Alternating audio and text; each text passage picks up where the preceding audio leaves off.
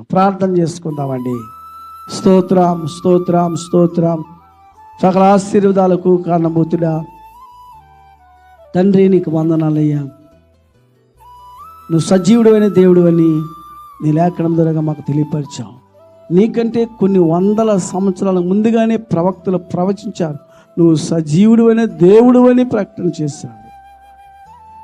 మరణాన్ని జయించిన వాడా, మరణపు ముళ్ళను విరిచిన వాడా, మీకు స్తోత్రం.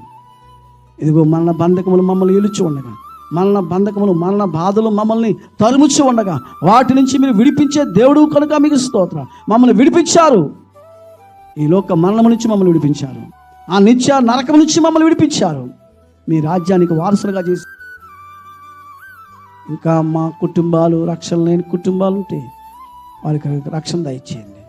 మా గ్రామంలో మా నాయకులకి, పెద్దలకి, అధికారులకి రక్షణ భాగ్యం